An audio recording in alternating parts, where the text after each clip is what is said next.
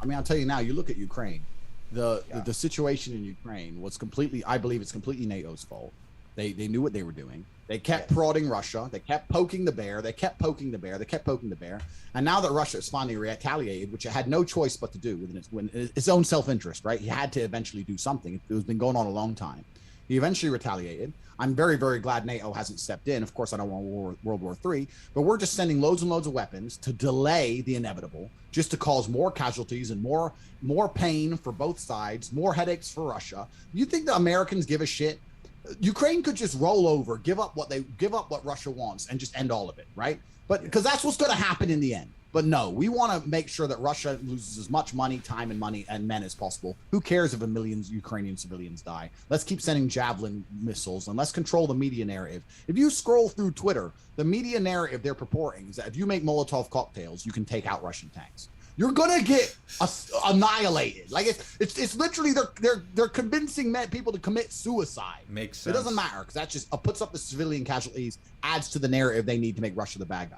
And the worst thing about all of this, we made all these sanctions, these unprecedented sanctions against Russia, and now we're suffering mass inflation and fuel crises, and the ruble's at all-time high. Have you seen that?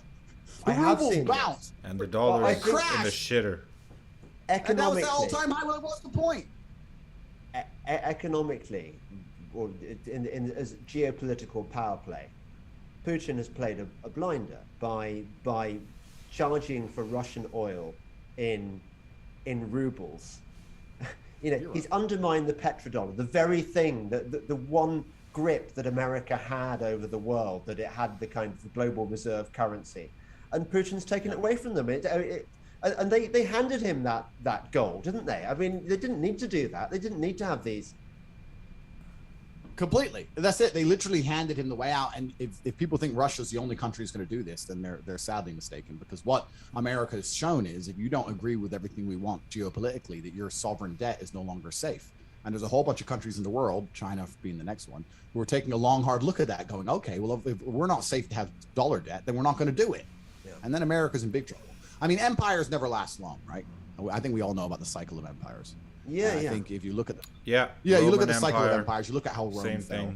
The American empire is Ottoman Empire, same thing. It's kind of crazy how, I mean, Americans can't get along about anything. I'll give an example, right? I was in Dubai recently. I love Dubai. I think it's a safe place. There's people from all around the world who go there. You could walk the streets at night with $1 million watch. You have nothing to worry about.